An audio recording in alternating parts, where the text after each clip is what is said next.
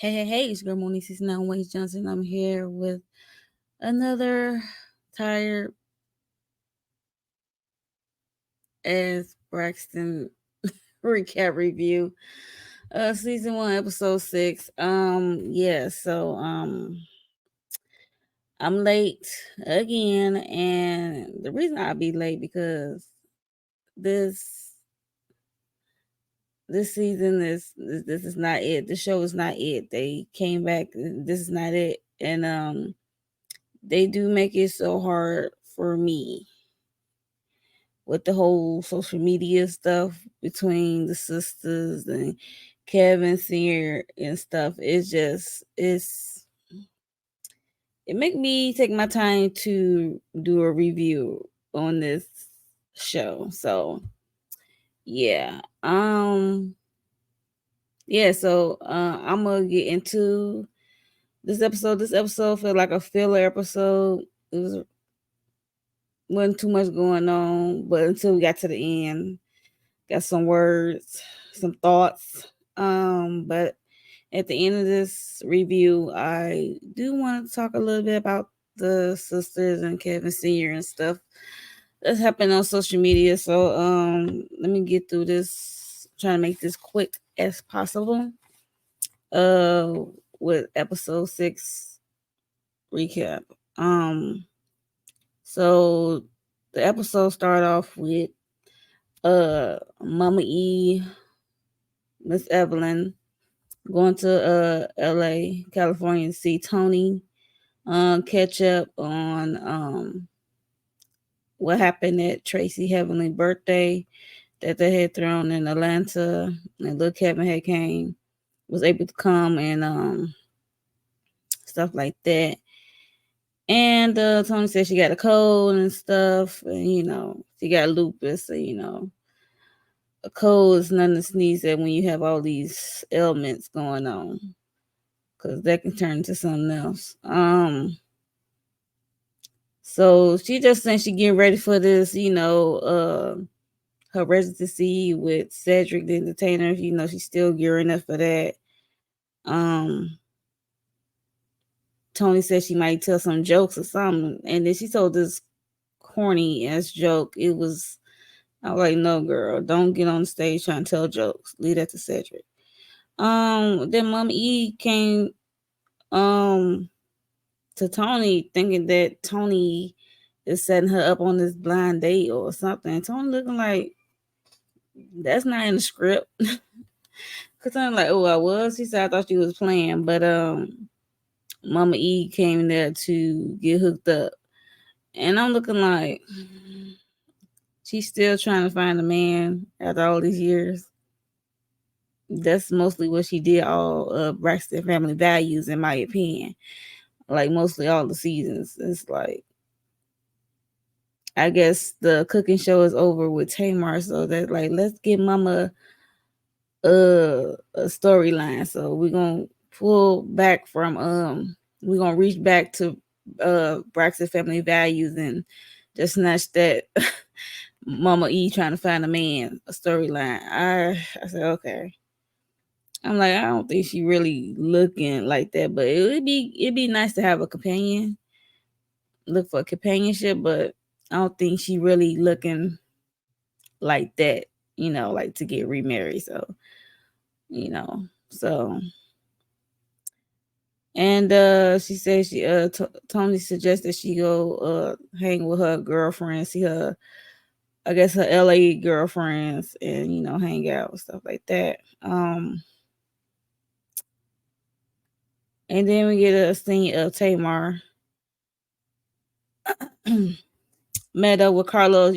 At that time, Carlos was doing his live podcast, so he was traveling to different cities and doing his live podcast and meet, interview his so-called friends or celebrity friends or people he know in that city and stuff like that. And Tamar was on his live podcast, and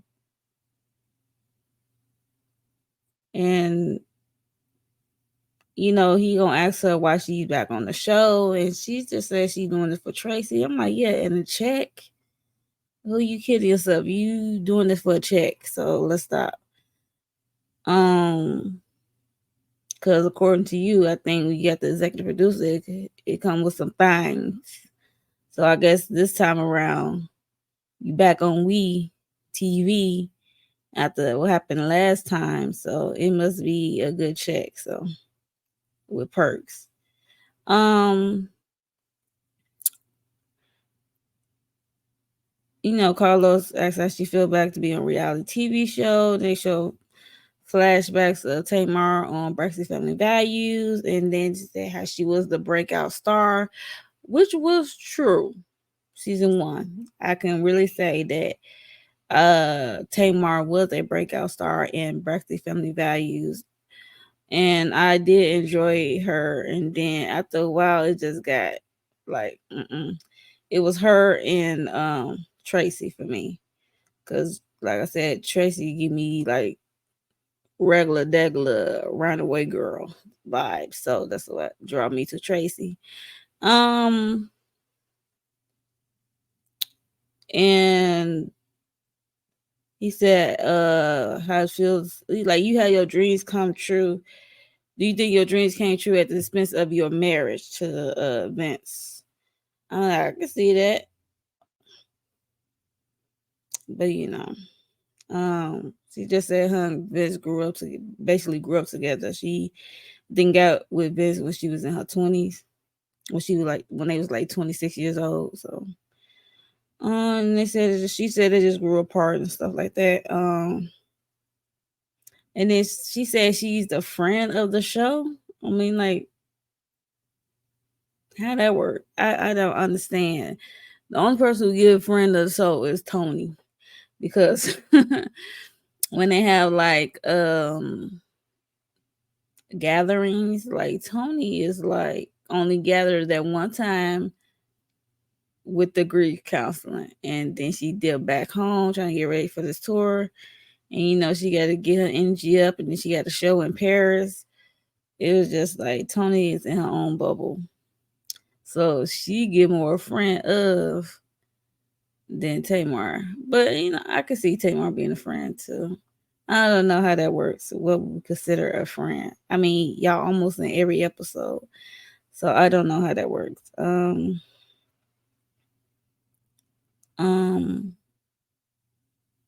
she said I guess she wanted to quit Braxton Family Values during season 3, and they did the flashback of her saying she will quit the show and stuff. Talk to producer and stuff when she was having a breakdown. And I'm like, I can see that, because I think around season 3 of Braxton Family Values, if I'm not mistaken, I think that's when Tamar and Vince had their own show. So yeah, I can see that. Her being, she said she wanted to quit season 3, but she said she was like part-time or something. She was barely in season 3. I'm like, oh, okay, because I think that's when her and Vince got their own show around that time. So and then we get a scene of Tony getting ready for her residency, and she going through Road, and yeah, it was a boring scene to me, because it's just like she going through Road. I'm like, okay, that's nice. Yeah, and she tried to talk up her son Denim about modeling, trying to get the designer of this new man line, the designer designing new man line, I guess. And she's trying to put her son name in the hat, like as a model, like if he doing the show. So she's trying to put her son on, even though he want to do it himself. He want his own name. He don't want his mama help. So yeah, that was that. And then we get a scene with Mama E, Miss Evelyn. She met up with her girlfriends. The Melanin Golden Girls, Marlon Gibbs, Angela Gibbs, Marla's daughter, Angela Gibbs, and Judge Maybelline. Um, they asked her what she's been up to. She told about the cooking show with Tamar and stuff. Then she talking about Tony gonna set her up on the blind date.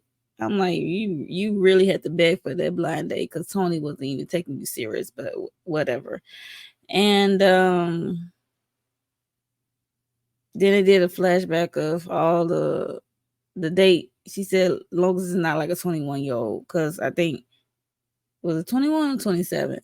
It was a young man in his 20s on Braxton Family Values that Tawana set her up with. So they did a flashback of that, and she just said he got to be tall and have money and not too young and stuff like that. And they were just talking, shooting. But you know how girlfriends do when they get to talk about dating and sex and stuff like that. And Marla Gill said that she's vibrating on 30.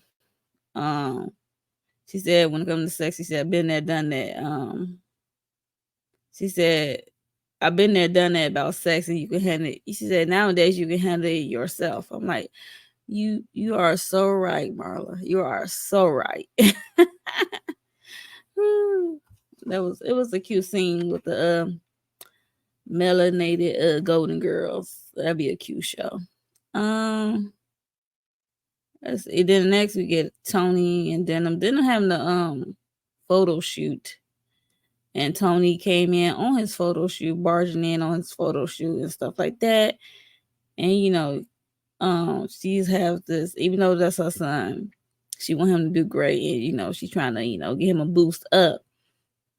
He just want to do him. He said he want to create his own name for himself, modeling and stuff like that. So he don't want to be just, known as Tony Braxton's son. He want his name to pop. So I get that too, but ain't nothing wrong with what's that called? Nepotism. Ain't nothing wrong with that.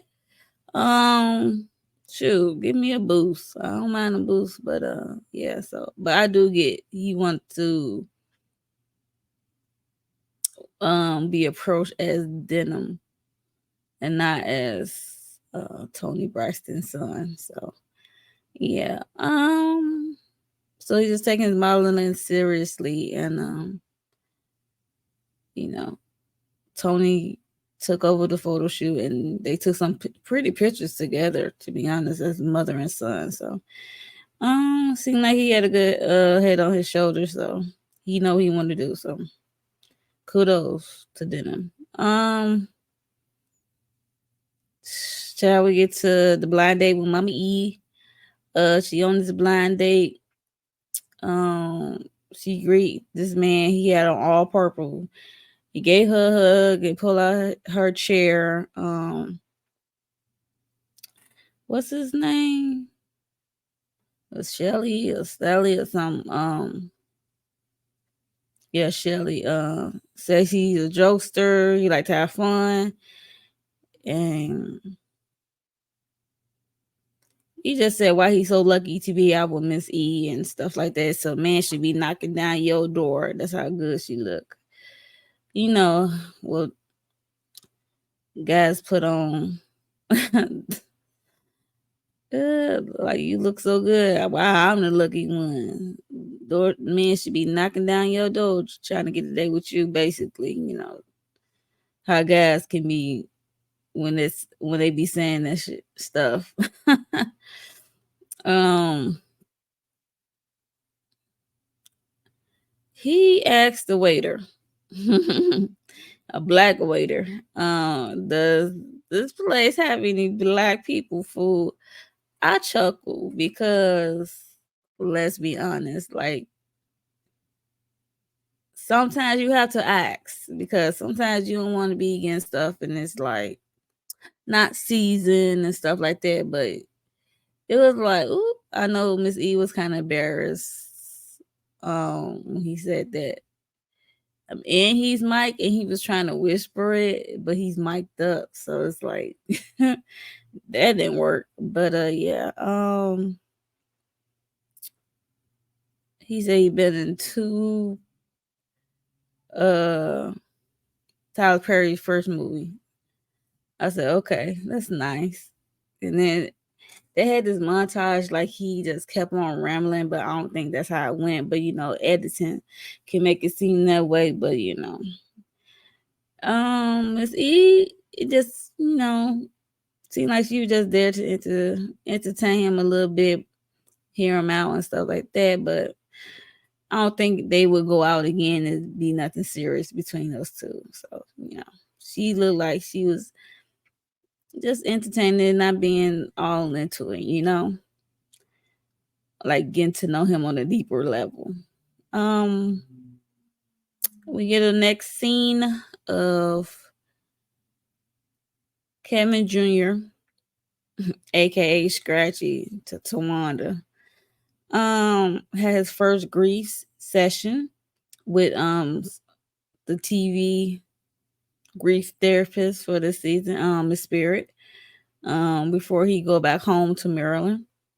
So he's still in Atlanta. So um he said he felt blindsided by the divorce of him with Olivia. And then he said every day he told his wife that he gonna fight for the family. And now his I would say not his wife, but his ex-wife said it's nothing to fight for. So when they said nothing to fight for, that means she's through with you. She through with your ass. So after the grief therapy session, they break for lunch. Production and Lil Kevin as well. The production said they hadn't heard from Lil Kevin in a while. When they went to check on him, they found him unresponsive on the ground. I think on the ground in his hotel room or in the room when they was breaking, or the room he had the grief section at. I don't know. But he was said once he regained consciousness, production called Tawanda. And they said this he had a seizure. They told someone he had a seizure. Production going to get his medication, his medicine, because he had a flight. He had a flight to go home that night, so he had it's daytime. So when all this is happening, so I'm looking like why y'all calling Tawanda? Y'all ain't called a medic. I don't know, but they must deal with people with seizures often. But it's definitely important to take your medication for the seizures. Um, and then it said Olivia texted Tawanda. Tawanda said that Olivia texted her, so because he was on the phone with his soon-to-be well, now in today's time, ex-wife. So soon-to-be ex-wife Olivia. So he was on the phone with her, and then he just, his speech got slurred, and she didn't hear nothing from him. I guess probably heard him fall because when a seizure take over someone's body, they will fall like a heavy weight. So they could then get no control over their body to hold up their body, like something take over. And seizures, I know someone who has seizures, and I seen them have it on more than one occasion. The first time I saw that, I was like, "What the?" And then somebody teach you how to deal with it and help that person as they having the seizure. You get used to it, but you really don't get used to it because it's also can be scary because you can unfortunately die from a seizure, especially if you have a bad one and then you fall. You can just, as you having the seizure, you're gonna have a bad fall. So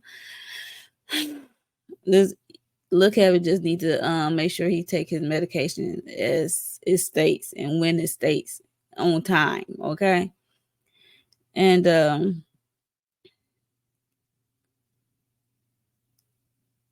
Tawanda came check on Scratchy. Um and he said that he is worried now, I guess about flying home and being alone at the hotel. He basically, when he said he really don't care to be alone at the hotel, it was like a low key cry for help, and Tawana missed it. I'm like, y'all couldn't invite him like to your house, you or Trina, because don't y'all stay in Atlanta or wherever this is happening at? Um, or y'all could have, one of y'all could have stayed with him at the hotel if you can't come to your house. It was just, he was just alone, and I didn't care um for them for that, because he clearly saying like, I'm scared, I don't want to be alone, after having this seizure. And he's supposed to take a flight back that night so he can make it to court the next day, because he's doing court the next day for his divorce and custody and stuff.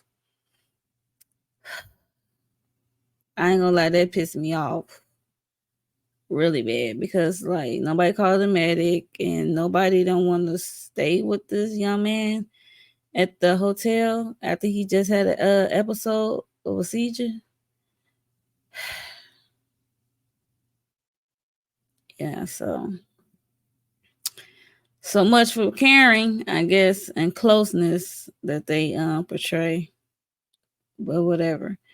Um, then I guess this is the next morning, and before he get there, that's Tawanda told him to ask Olivia, can she reschedule the court hearing and stuff like that. I'm like, that's not how that works, because you have to put in a request, and we don't know how long this court stuff been going on between those two, and the judge could either say yay or nay to their request and make a ruling that day. So we at the next morning, he missed his flight basically, because this is the next day, and we have Trina and Miss Evelyn in his hotel room talking to him and stuff, and talking about the seizure he had and stuff like that, and the therapy session with Miss Spirit.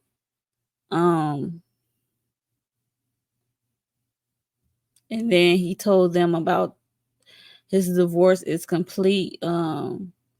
She took the house in full custody of the child, and they said he can appeal it. And I'm looking like, yeah, he can appeal it.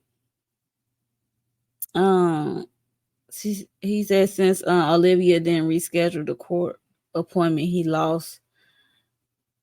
I'm like, well, you have to take some responsibility of that. So should have been home. Should have been home sooner. Not take a chance of trying to catch a night flight and time a therapy session before basically filming the show so close to your court date. You had to be home.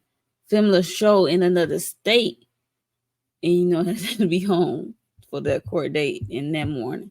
The next morning, that's cutting it too close. So yeah, it's not all on Olivia.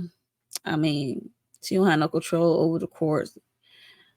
Like I said, all you do is put in requests, but who knows if she did or not. So shit, the judge probably said, I'm tired of dealing with this case, so I'm just make my ruling right now. Put an end to it, okay?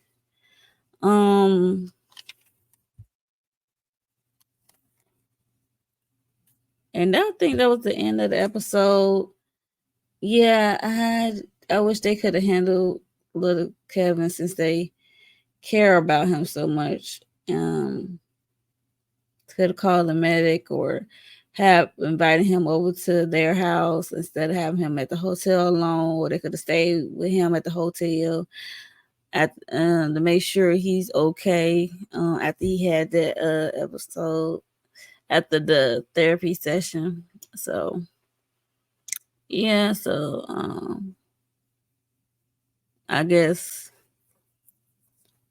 Auntie didn't care for Scratchy to bring Scratchy home to look after him, so or stay with him for one night. So much for the love and caring of your nephew. Um, and that was the end of the episode. So let me talk about how it's hard for me to review this season. I mean, the first 3 episodes were cool. First 2 were cool. Then it just started going downhill for me. And this social media stuff, the sisters, is with the exception of maybe Tony and Tamar a little bit.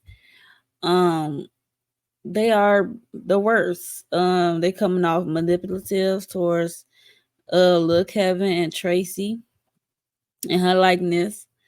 And I definitely didn't like how they bashing his father on the show. And he can't say nothing. I mean, he can't defend himself on the public platform, but he is doing it on social media and taking interviews and stuff like that and doing his own I guess lives. And now they get mad and now they want to play tit for tat.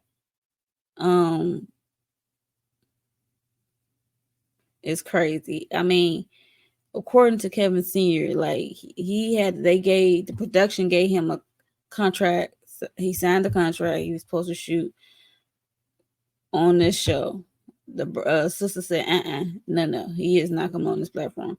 So now he doing interviews with Sure World and his own lives and stuff like that, and with different people, speaking his truth about what happened him and Tracy relationship and how Tracy relationship with the sisters is not like all what it that the sister trying to create a scene like they're trying to rewrite history, but we already know the real deal. Like for me as a viewing audience, I'm not new to the Braxtons. I've been watching them since season 1, episode 1 of the Braxton Family Values when they originally aired. I know how they treated Tracy and how they act and how Tracy expressed her feelings about her sisters and the way they treated her.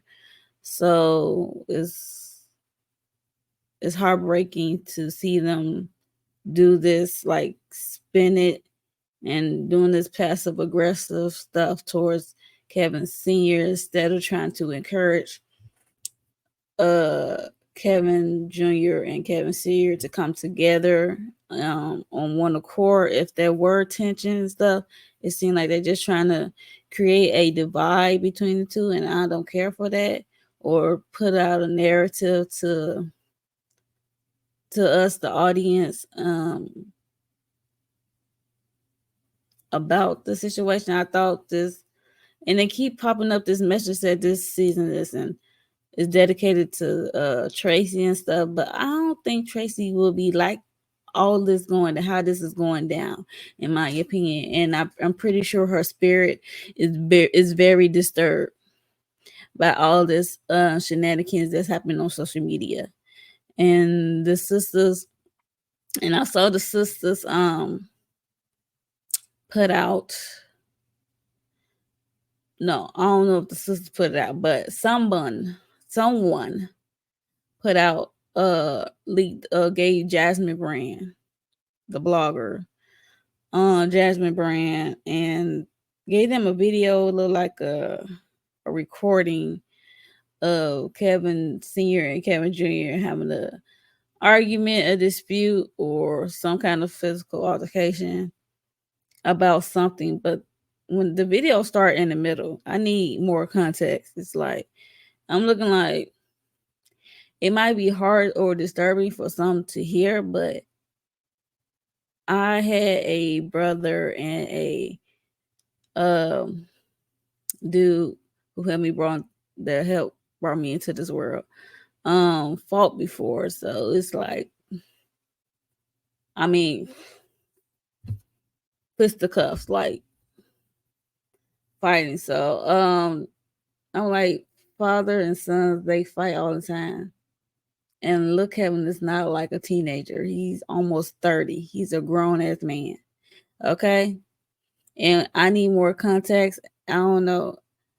I can't really judge that. I mean, I don't want to say judge it, but get my assessment on it, because the argument is start from the middle. And then Jasmine Brand got they um logo hovering over it, so you really can't tell what's really going on. Like, but it does seem like Kevin Jr. approach tried Kevin Sr., and and there you have it. But it doesn't change anything for me. It's like, okay, he did this interview, he gave his interview, and then the next day this dropped. That's really convenient to me, but I think, in my opinion, it's one of those sisters. Allegedly, it's one of those sisters. I want to say Tawanda and Sean, because they be the most people on the social media stuff. So, and it could be Trina. I don't know. Who knows? But I don't know what. I guess they trying to change the narrative or the perception of Kevin Senior, because they see like people is seeing through their BS. Because no, I don't think Tracy would enjoy this or would like this. And it's just heartbreaking to see this. And I hope this is the last, first and only season, because this is terrible. They started off cool, in my opinion. Then they took a drastic turn when they got 3, 4, 5, 6. It just took a drastic turn for me, especially bringing up Kevin Senior and stuff like that, and showing Tracy why she is in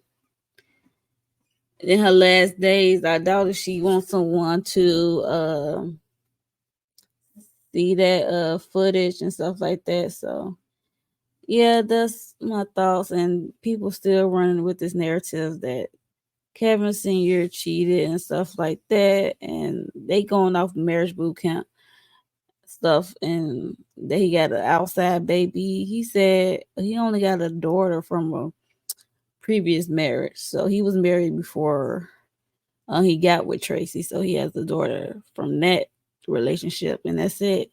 And he got grandkids, so I don't understand. So yeah, so they still running with that narrative. And I mean, I think even Tracy said she cheated on him as well. So they both cheated.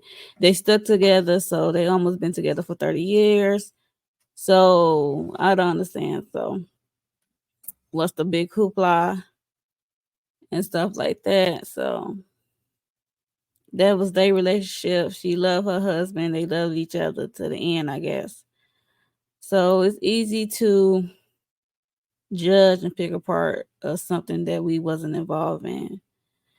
And it's easy to paint and create a narrative when one party cannot defend themselves or no longer here. So they can't defend themselves because they can't be on the show. But you can't be mad when he respond on social media. That's all I'm trying to say. You is saying stuff on the show, and you think he ain't gonna try to answer to some of that stuff, or dispute some of that stuff y'all is putting out on him? Are you out your mind? Y'all might as well have him on the show. because it seems like everybody's more into it on the socials than the show. And it's like it's getting um for me it's getting distasteful, and it make you don't want to watch the show or review or recap it. It's just like it's like I'm dragging my feet getting these reviews and recaps out. So yeah, and to be honest, what this family is displaying can be triggering to some, because some of us in some form or fashion have these kind of family dynamics. It's just the honest truth, and it is what it is. So I know some things can does trigger me when I do watch and hear them do stuff on social media and hear stuff in the show. It's like,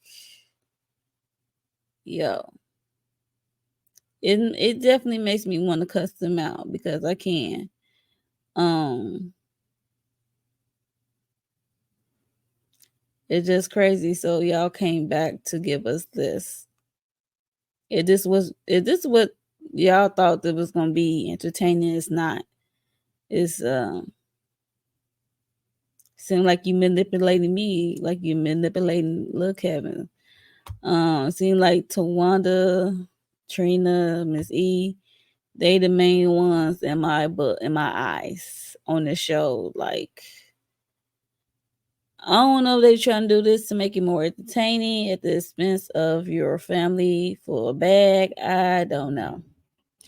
It just really disappointing, and I believe Tracy would not want this kind of foolishness going on with her family. So, and the sisters are very disrespectful when it comes to Tracy's widower, and it seems like they using their nephew. But I just hope the nephew is using them too and getting the bag from this show, because they is basically focusing on him and Tracy and Kevin Sr. a bit. So it's easy to do that. It's like a throw the rock and hide your hands. Don't throw rocks in the glass house and stuff like that. That seems like what some of the sisters are doing. So let's put up a magnifying glass on Vaughn and Trina, or Tawanda and her ex-husband and her kids and her boyfriend who's supposed to be her fiance. He wanted to propose on the Braxton family values, but didn't. So I don't know what's up with that. So whatever. He just gonna be a long time boyfriend. They don't have to get married to be a long time boyfriend, but you're gonna be a boyfriend. Shut up. Stay out of family business.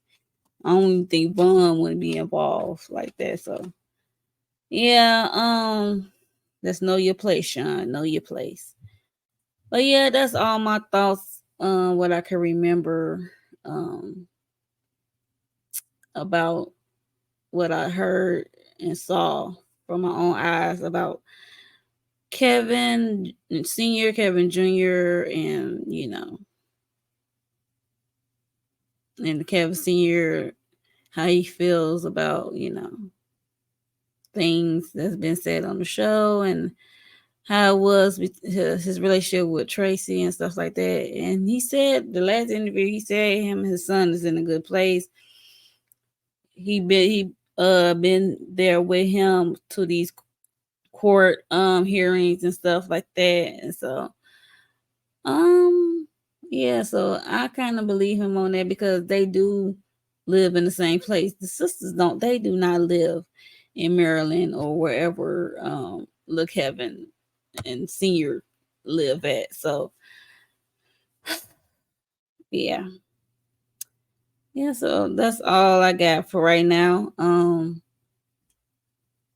drained after watching that episode, and and watching this foolishness going on social media. But it might be entertaining to some, but it's definitely draining to others, especially when it's come to triggers and having your own family dynamics. So yeah, let me know your thoughts on episode 6 down below in the comment section. And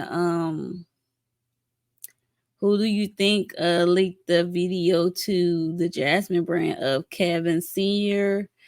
and Kevin Jr. getting into it? Let me know your thoughts on that whole situation, as well as Kevin Sr. interview, all his interviews basically he done did. Yeah, let me know your thoughts down below, and make sure you like this video, share. If you're not already, make sure you are subscribed to the channel. So yeah, and I will see y'all in the next one. Bye. On track, now we gon' way up. W's as easy as a layup. Working late, stay up.